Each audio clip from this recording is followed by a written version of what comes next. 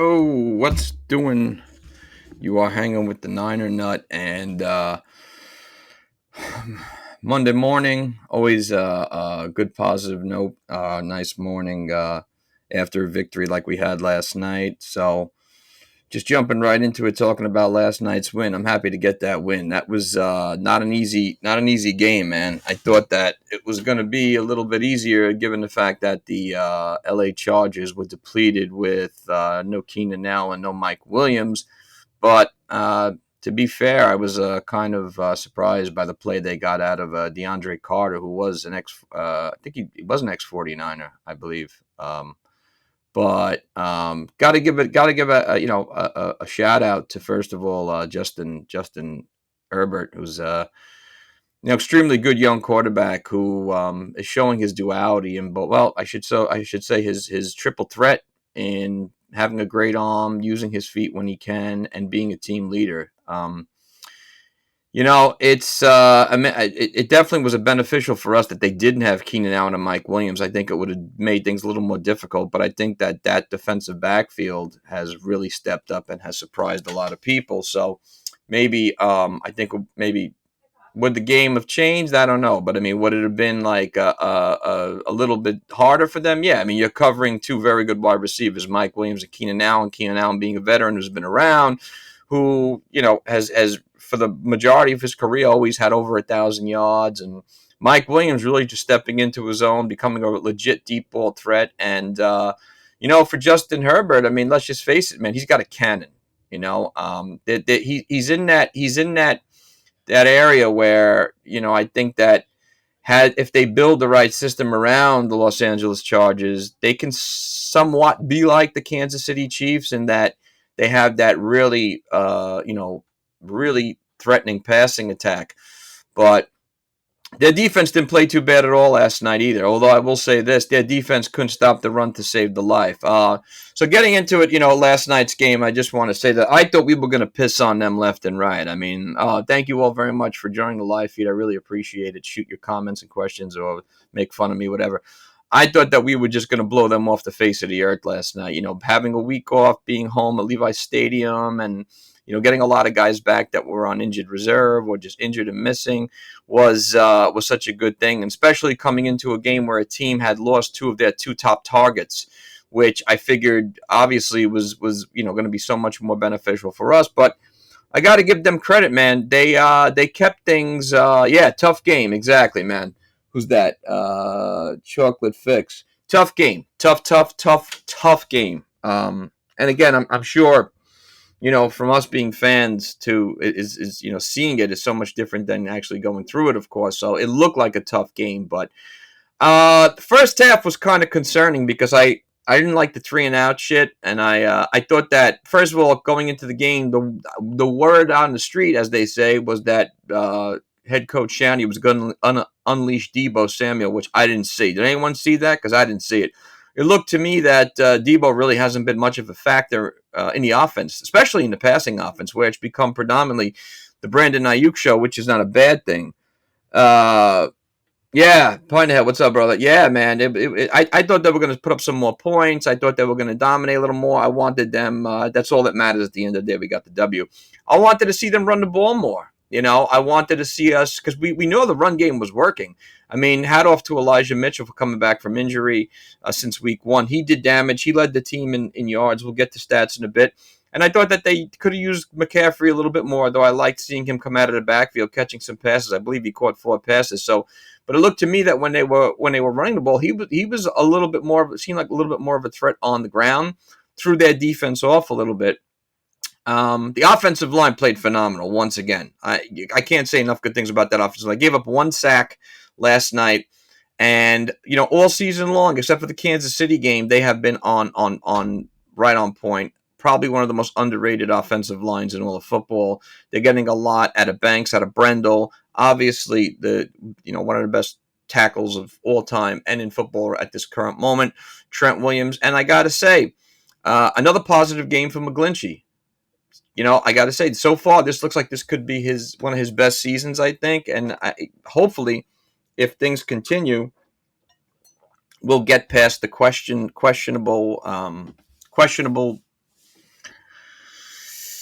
questionable area for him where, like, we're always, like I said, like, sometimes we see a great McGlinchey, sometimes we see a so-so.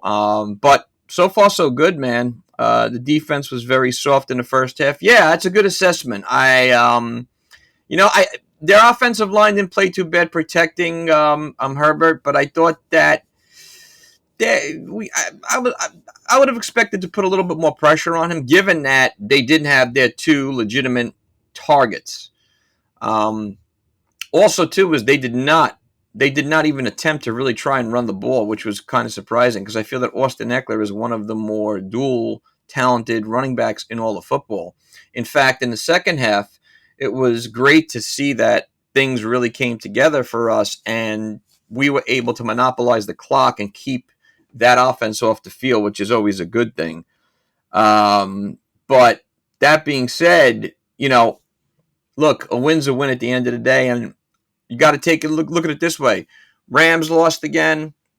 Seahawks lost again. I don't know if anyone saw that Seahawks game yesterday. It was a clincher, man. It was a good one. And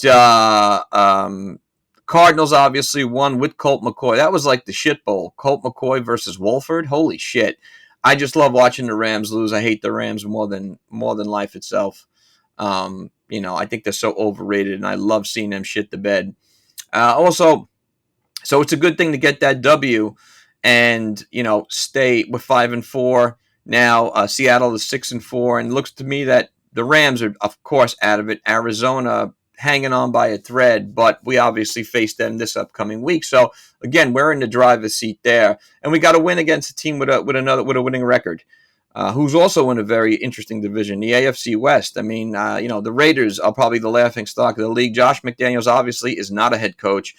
I'm sure Nathaniel Hackett is not, this isn't what he expected when he came to be the head coach of the Denver Broncos, because they're playing like absolute shit. Russell Wilson does not look right. Russell Wilson obviously has something going on with that shoulder. I don't know what the problem is there, but whatever the case. So the Chargers and the Chiefs really are the two main teams there that have winning records. But it's always good to get a W against a team with the winning record, and it's always good to get a W against a team at home, of course. Deebo is a step behind himself this season, I will say. Pay him, and they tend to do less. It is him making business decisions now, or Kyle not scheming him. That's a good point. I think that's a legitimate philosophy and legitimate thing that does go on, because we see so many times that sometimes once a lot of these guys get paid, they're never the same. And again, I could go on and on and on and on and on and on and on and on in every sport basically that we've seen this happen in, when these guys get a big paycheck and they just kind of cruise. One that comes to mind, you guys being in San Francisco will definitely know this, or for those of you on the West Coast, the great Barry Zito from the Oakland A's. He was a stud in Oakland, and then when he signed a big contract with the San Francisco Giants, go look at his stats. Same thing could be said for Jason Giambi from the Oakland A's when he came to the Yankees. He was really never the same. So, and that's just baseball. But there's been so many guys that have taken that big paycheck and just haven't really lived up to what they're getting paid for. Now, that I don't think I'm going to keep my opinion out of this for a second. We can't, it's still early, obviously, in the season to some extent, and we know that Deebo kind of, obviously, I think has a lot more eyes on him, given the fact that he's a dual threat. But I also agree that, and thank you for bringing up both those points of view, that Kyle's not using him enough. Especially, it looks to me in the passing game, he's just nonchalant. And I feel that way about George Kittle too. Although Kittle, of course, is being used predominantly more as a blocker, which I guess is just, which makes you appreciate him so much more now, especially more than ever, because we have two running backs that are studs, and you've got all this great upfront blocking, not just from the offensive line, but you also got it from Kyle Juszczyk, and you got it from Tyler Kroft, who's blocking his tail off. So that always makes it a lot better, but I kind of agree with you. I would like to really see Deebo be a focal point a lot more. We also got to see Jennings get into it a lot last night too. We got to see a little bit more of Ray McLeod. I'm still waiting for them to really, use a deep threat, use the deep ball. I don't see why it hasn't been yet. So there's always things that this offense could work on. Yeah, on Kittle, man, I don't know what the deal is. I don't know why they're just not throwing him the ball. I would like to think it's because he's so much being used more importantly as a blocker, but Kittle's the type of player that you got to get the ball into his hands because, I think only good things happen when the ball's in his hands as well as Deebo's. I think one of the announcers said the same thing last night, especially with two players that have this incredible athletic drive when they catch the ball for acquiring yards after the catch and just digging and grinding as far as they go. It'd be nice to see him as a pass-catching tight end again. Yeah, it would. It definitely would. But again, like we've seen him say in quotes and memes and whatnot, that, it's great to see too, is that all he cares about is a W. And I think that as a team and as fans, we can appreciate that type of attitude from a player. Whereas we have so many players on a broad scale who don't feel that way, who it's me, me, me, me, me, me, me, and I don't give a fuck about a W. And I think, one area that I always think about when I think about that is the NBA. The NBA has become an absolute shit show of players like that. And I'm not trying to throw anybody under the bus, but a lot of those guys just aren't in it for a championship, although it seems like that to me. A lot of them are, cash the check, get paid, score 1,000 points and whatever. But at the end of the day, what good is it if you're not winning shit? So I do appreciate Kittle's attitude and quotes when he says that what he cares more about is a W. And I think that if more players had that attitude, in the long run, it would be so much more beneficial and pay off because that's what you're playing this game for, is to win. It's not, I know you want to get paid and it's a vicious sport, but at the end of the day, money is as important as it is. It's going to die out. You can't take it with you, and what's going to be left is the trophy or the W, the ring, or the statistics on paper that you won a Super Bowl. That's what's going to be. That's what's going to be there. I mean, think about it. When we talk about Joe Montana, Jerry Rice, Roger Craig, all these great players, do we really give a shit about how much money they made? No, I don't think they really ever put that out there. The last thing that I see are the rings or the banners or their names in the Hall of Fame or their names on the Niner Hall of Fame. That's what matters for the most part. Now, of course, it's easier said than done when you're just a fan, but still, I think that everybody can appreciate that in a broad sense. But yeah, so again, great win as always. I thought Shanahan called for the most part. Not a perfect game, but a good 75% positive rate I'll give him. I thought the defense definitely got tighter as the game wound on, and we got smarter on how to hold the ball. Because for a couple of minutes there, it got scary. That game could have gone another way. Justin Herbert has that ability to put your lights out. But again, obviously not having Mike Williams and not having Keenan Allen definitely did not help them.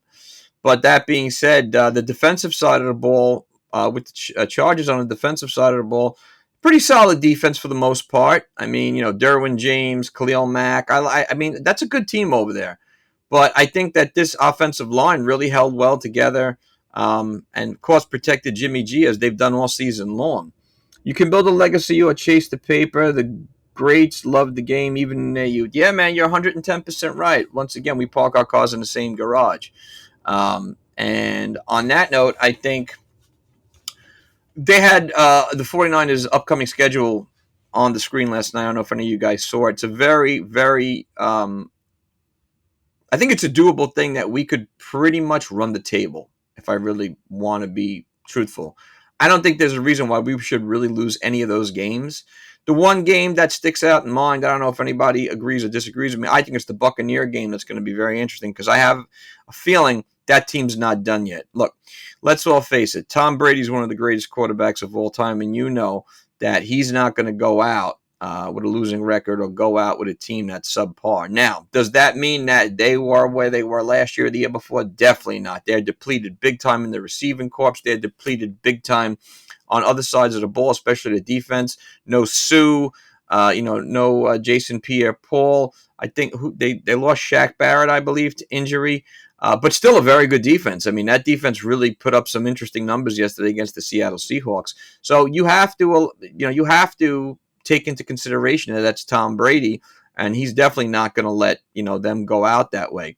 Is it a winnable game? By sure, it's a winnable game. And I also think it's a very important game for Coach Shanny to be paying attention to and to want to win, because let's face it, what we all think of when we think of Shanahan, one of the things I should say, is the unfortunate defeat he had in the Super Bowl against Tom Brady when he was the offensive coordinator for the Atlanta Falcons. So knowing Shanny, that being a very cerebral type guy, I'm sure that's on his watch list. Thank you for bringing up the ejection. Let's talk about the ejection. Horrible call, number one. Dre Greenlaw should not have been thrown out of that game. It really fucking pissed me off last night that I don't know how they expected him to pull up. He was already in midair, okay? And if you go back and look at that again, Greenlaw was already kind of leaning lower than Herbert. There's no, unless he's Neo from the Matrix, he couldn't pull himself up or change things around. So my thing is, I understand you're trying to protect the quarterback, you're trying to protect these players' heads and brains and all that, and that's amazing. You should.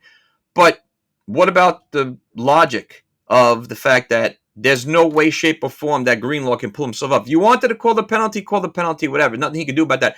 Throwing him out of the game was excessive. The referees need to answer for that. They sucked last night. I'm sorry. They were way too... There were a couple of calls on us I just thought were pure bullshit. Once again, how many of you counted the times that Bosa got held? I counted 5, and I'm sure I missed a couple.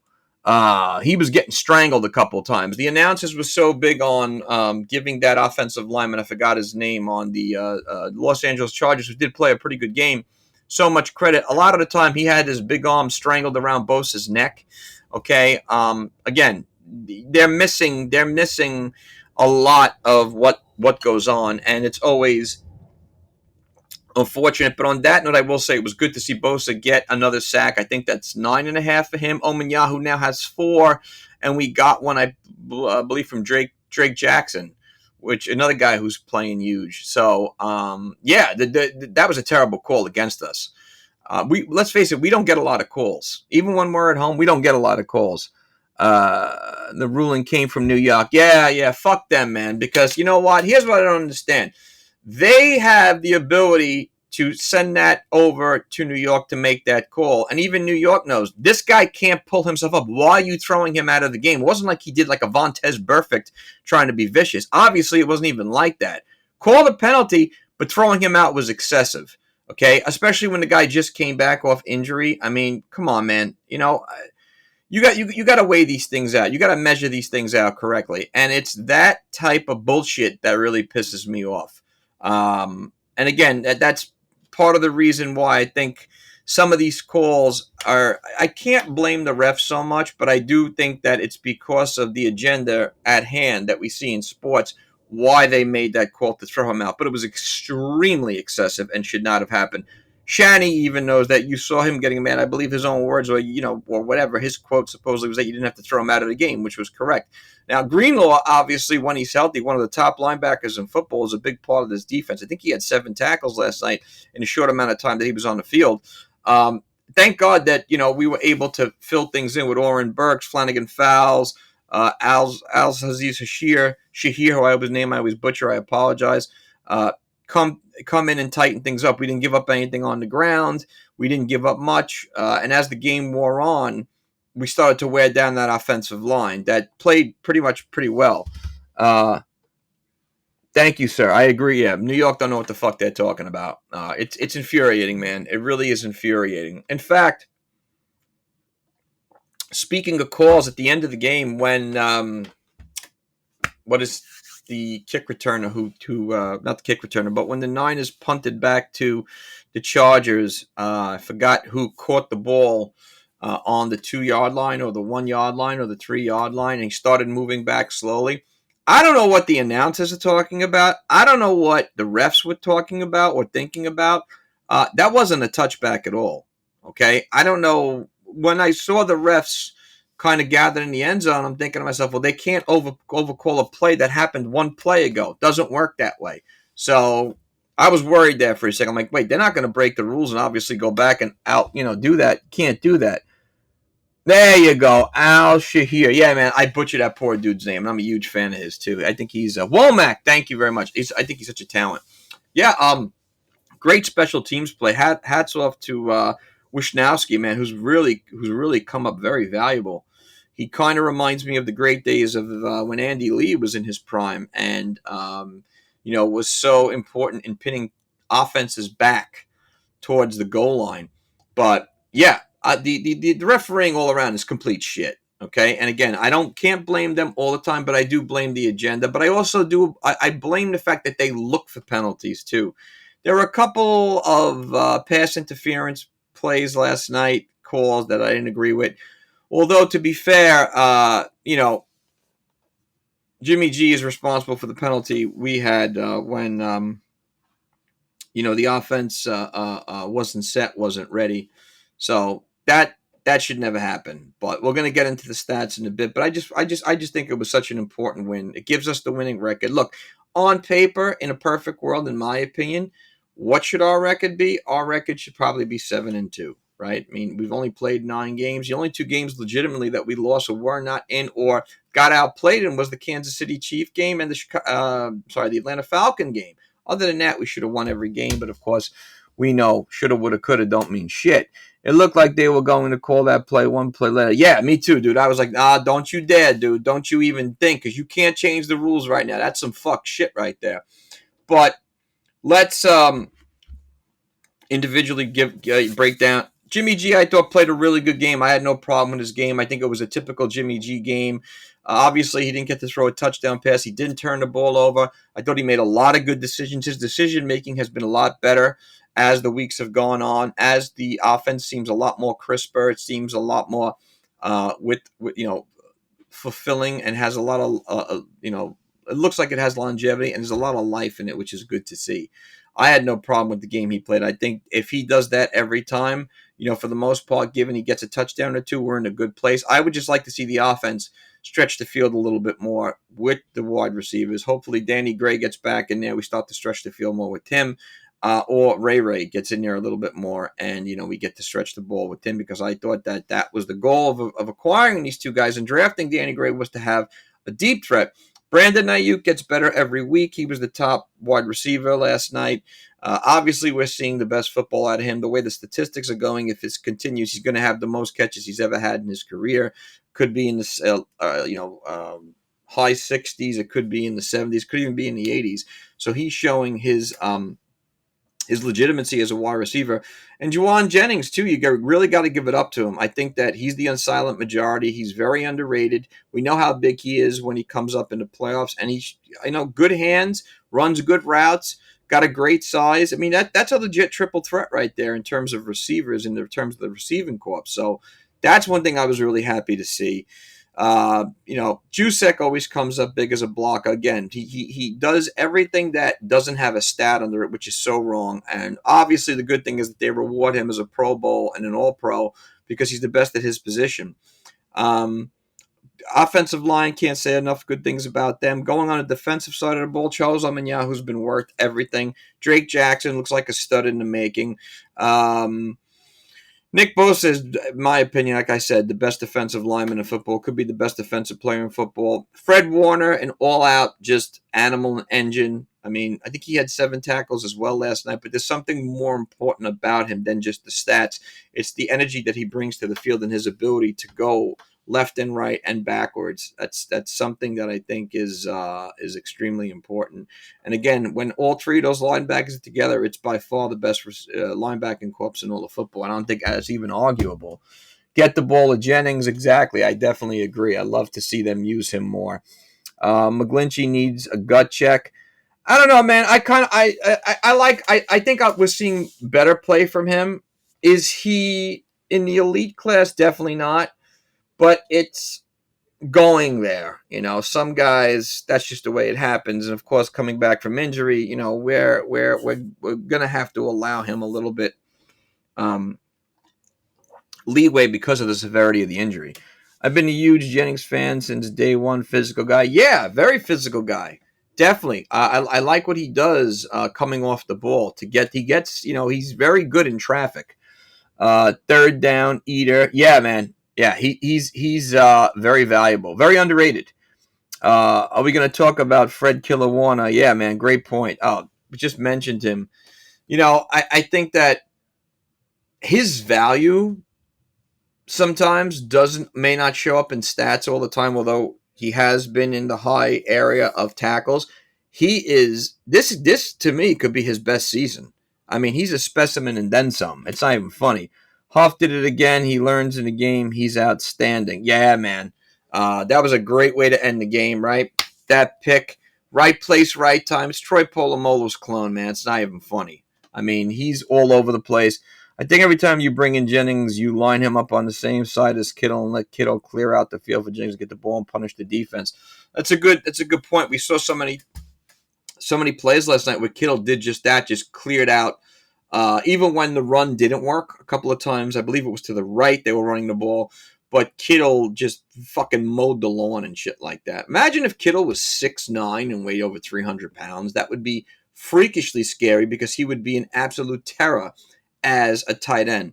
And that's another guy, I will say, similar to Fred Warner, who brings a lot more value than you see on the stat sheet. Again, the total package. We've seen him run the ball, we've seen him block, we've seen him catch.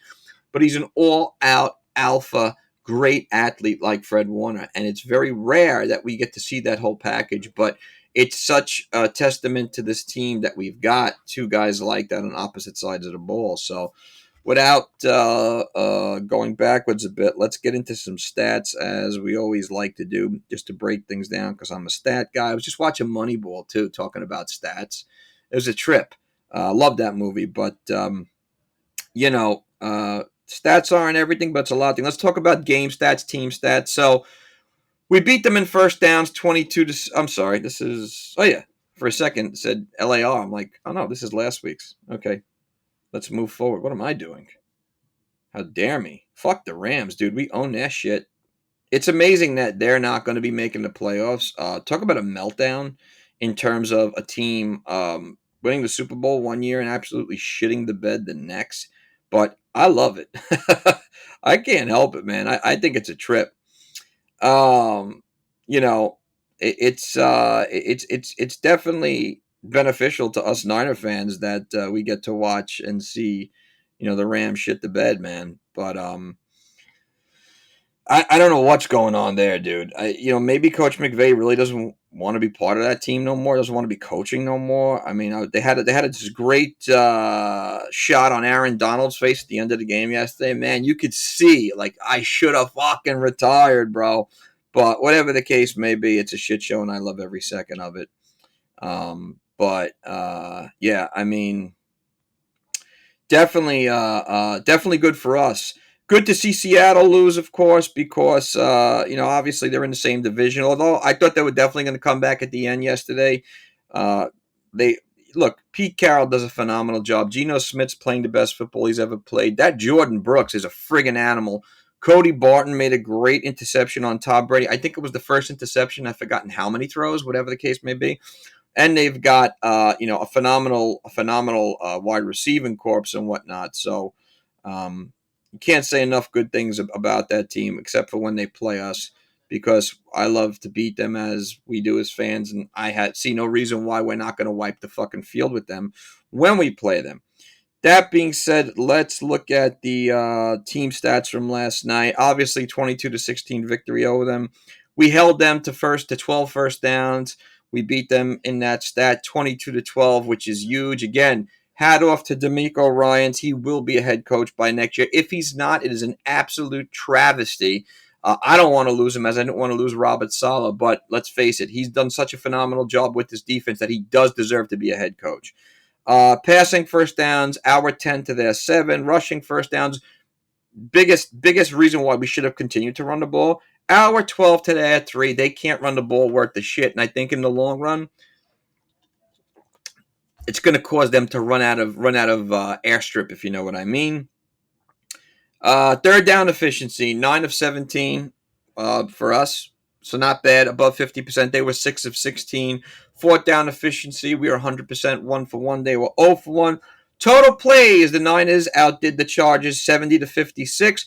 Total yards, we outdid the Chargers 387-238. Once again, keeping us at the top of the statistical area when it comes in terms of team defense, which a lot of experts like this, when they do the rankings every week, they're not paying attention to the right stats, because you're talking about a defense that's missing a couple of players that is still doing their job times 10. Again, hat off to that whole group of 11, and hat off to D'Amico Ryans, because I can't say enough good things about them. Yards per play, we average 5.5. They average 4.2. When we hold teams under 100 yards running the ball, and when we hold their average offensively, we win. It's like anything else. It's not rocket science. Yards per pass, once again, ours is 7.9. Theirs was 4.7. It didn't look like 7.9 because I felt like every pass was just too short. But for Herbert to have a 4.7 average, now you get to see why having Mike Williams and Keenan Allen was so much more important to stretch the field. They couldn't do that in the second half.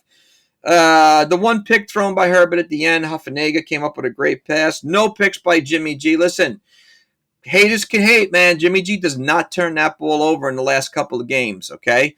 Or when he does at a limited ratio, we win, okay? We sacked Herbert 3 times. They sacked Jimmy G once. Running the ball, biggest stat, 157 yards on the ground to their 51. There's the game right there. Staley, head coach, you can't run the ball worth the shit. I hate to tell you this. And in that AFC West, if you can't do anything else but throw the ball, you ain't the Kansas City Chiefs exactly. So you're going to have a tough time. You're going to make it tougher on your defense because your defense, like last night, is going to be on the field a lot longer, and they're going to get winded as the season goes on. Let's see. Yards per rush, not the best. We averaged 3.8. They averaged 3.2.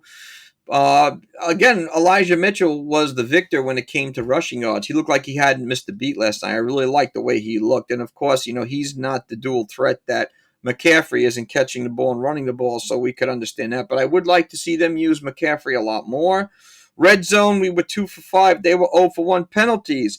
Look, 5 penalties, 52 yards isn't bad, but it's the type of penalty that we get, like I mentioned before. Some of them were bullshit. Some of them shouldn't have happened. Some of them just were bad calls. Chargers had 1 penalty for 5 yards. I don't know how that's possible, given the fact that Nick Bosa was getting strangled on every other fucking play. Go figure. 1 turnover each for each team. And, again, the biggest stat, we held the ball for 36, almost 37 minutes. They held the ball for 23 minutes and 1 second. There's the most important stat you need to know about everything, really. And now just going to just look at some player stats. Do the Chargers first. Justin Herbert was 21 of 35 for 196 with a touchdown and an interception. Mistake on my part. Chase McDaniel had come in when Herbert had to leave to get looked at for the concussion. We got the sack on him, thank God. Chase McDaniel is like, I don't know. He's on every goddamn team there is as a backup and never throws the friggin' ball. It's amazing. I wish I'd like to get paid to have that job.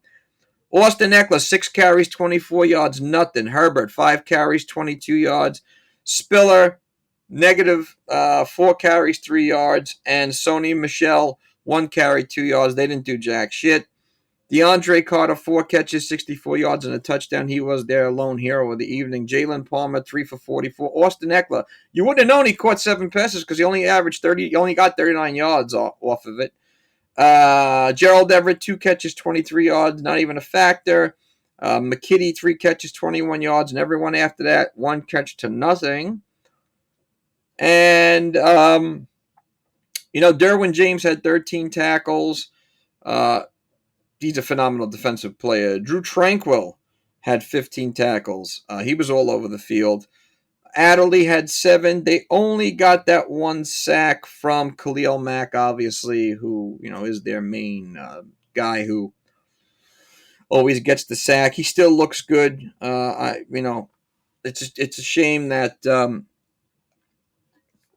Well, it's not really a shame. He got big money when he went to the Bears and everything, but he definitely got himself in a better situation, I think, from the Bears to the Chargers, obviously. Moving on, let's talk about their kicker. His last name is Dicker. Can't be easy when that's your last name. Poor dude in school must have got terrorized, which is not funny. Garoppolo, 19 to 28 for 240 yards, no touchdowns, no interceptions. Quarterback rating of 94.3. Again, I have no problem with the way he played. Vikings are not being talked about enough. Yeah, I agree, man. They're legit, especially with Hawkinson. You need to run to win. Agreed again. I need to see more ball security from our offense. They're too careless the ball, and it will come back to haunt you big games. Yeah, it seems like that at times, man. I'm always kind of expecting, God forbid, I hope not a fumble, but I get your point there. Elijah Mitchell had 89 yards for 18 carries. Really good welcome back game for him. Chris McCaffrey had 38 yards on 14 carries, only averaging 2.7 yards per, but he did get that touchdown at the end. I would have liked to seen him go to him a little bit more too. Deebo, 4 carries, 27 yards, not bad. Brandon Ayuk, 6 catches, 84 yards, no touchdowns. I think he got about 44 catches for the season as a total, which makes him the leader. Juwan Jennings, 4 catches, 40 yards. McCaffrey, 4 catches, 39 yards. Ray had that one big catch for 33 yards. Debo, only 2 catches for 24. He was targeted 6 times. It didn't seem like it, though. GK, 1 catch for 21 yards, only targeted twice. I don't like to see that. In terms of, one thing to take into consideration is Ayuk averaged 14 yards per catch. I thought it was a lot less. Jennings averaged 10 yards per catch, but they were important catches. McCaffrey, 9.8, Ray 33, Debo 12. So again, we want to see Debo get the ball more. We want to see GK get the ball more, but hopefully that does happen as the season goes on. Dre Greenlaw was tied for tackles with Fred Warner with 7 altogether. One of the more important stats, too, is Fred Warner had 3 passes defended. Again, another area that he gets overlooked in, hence be why he's so valuable. Nick Bosa had a sack, 3 tackles for losses, 4 quarterback hits. Got to take that stat into consideration big time. Jimmy Ward looked good coming back. Looked like I always like to have him back there. It just like solidifies himself, although he's coming back, of course, not from injury so much, but just having been moved around in the defensive backfield. Willis had a sack. It was nice to see that. Our hero in Green Bay. And then, of course, there were a couple of guys with 3 tackles. Hassan Ridgeway has been really solid as a run stuffer. He's been exactly what we signed him to do. Oren Burks, when he has to play, has been really good. Charles Omeniah, who had the other sack. I'm sorry, it was not Drake Jackson. I made a mistake. It was Charles Omeniah, who has 4 and a little bit, I think, right now. And, of course, the interception by Hufnega, which gives him 4 for the season. We only got to see Ray return 1 kick. It was for 29 yards. Robbie Gould missed an extra point, which, yeah, it's important. You got to get the extra point. But more importantly, he was 3 for 3 from field goals. And, of course, Mitch Wishnowsky punted 4 times, 132 yards, only an average of 33. But the most important punt coming at the end of the game where he pinned the Chargers back. So, look, let's look at everything on a grand scale. It's a W. It was an important win. Moving forward is definitely going to be interesting. We face Arizona twice. We face Tampa Bay.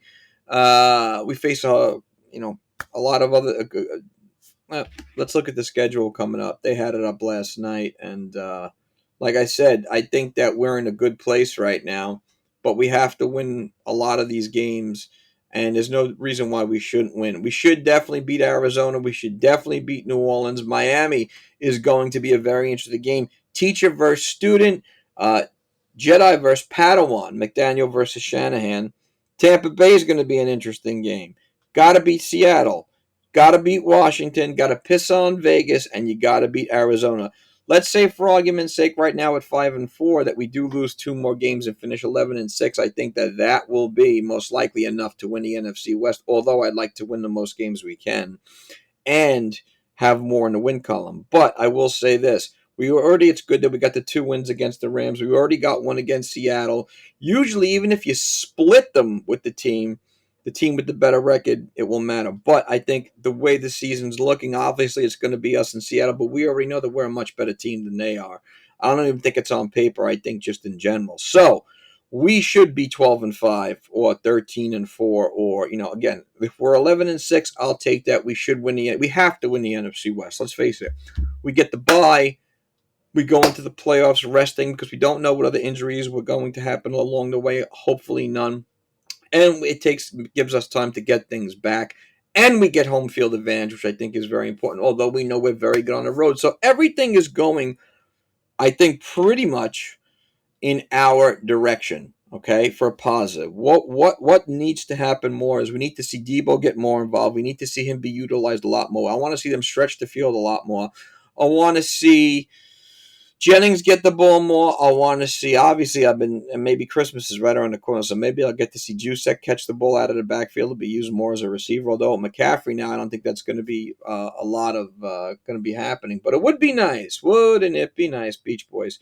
On the defensive side of the ball, I would obviously like to see the refs start calling a lot more penalties against offensive linemen for Bosa. And, hopefully when the season comes to an end, Bosa will have maybe 15 sacks, Omanyahu maybe 8 to 10. And hopefully we get somebody else in that stat too to be, maybe 4 or 5. It seems to be going that way. But things are going in the right direction right now. I mean, I think that this is the perfect time for the Niners to be peaking, given the NFC West is what it is, and given that the powers have changed hands a little bit in the NFC. Of course, we're talking about the Eagles. We're talking about I see Green Bay. That win yesterday could have catapulted them to go in the other direction, although we're a lot better than they are, and we own them, basically. Dallas doesn't scare me at all. We own them. The Minnesota game, Minnesota's a very good team, very good defense. You just mentioned it in the comments. Kirk Cousins is playing some really good football. Justin Jefferson is by far one of the best wide receivers in football. And now with Justin Jefferson, Adam Thielen, and TJ Hawkinson, along with Dalvin Cook, they only really solidify their offense a lot more. But I still think we're a deeper team than they are on paper, and I still think we're a better team than they are for the most part. So, again, with the way that things are going in the NFC, it's the perfect time for us to be peaking because, Tampa Bay's trying to get back into the win column, where they have more wins than losses. Same thing with Green Bay. Dallas is not for real. The only other team I could say that where I'm still waiting for the other shoe to fall is the Philadelphia Eagles, because are they a legit 8-0? I don't know. Okay, and again, after 8 games, it's not enough to me because I'm not sold. I'll just say that much. So we're in a good place. I don't think anybody doubts us. I think that the real experts know how dangerous of a team the 49ers are, given the so many reasons why. So great win. Not too many things you can take away from this in the negative. The green law thing is bullshit, and Shanny could have, I thought, been a little bit less constrictive offensively last night. But look, I'll take it. I'll take a win. I don't give a shit if we score 1 or 2 points.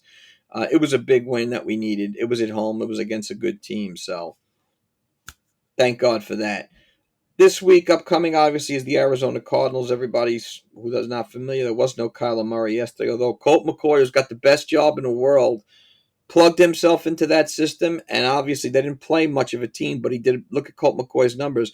Guy's had a better career filling in for Kyler Murray than he has ever in his career at all. I see positive things. We need to stay on course. How deep? 100% agreed. 100%.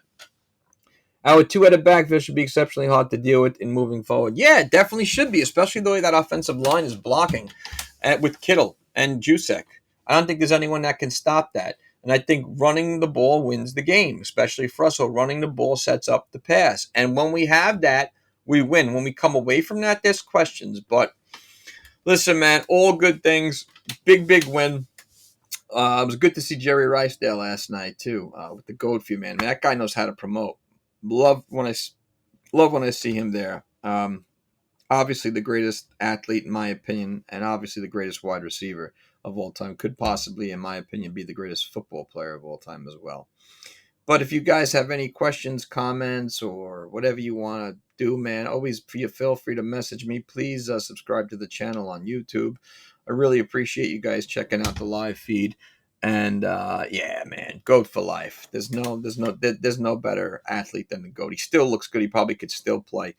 Yeah, hit me up anytime, man. Thank you for being part of the page. This is the Ninernut, and I am out. Best ever. Nobody else. Antonio Brown could take a walk. See you later.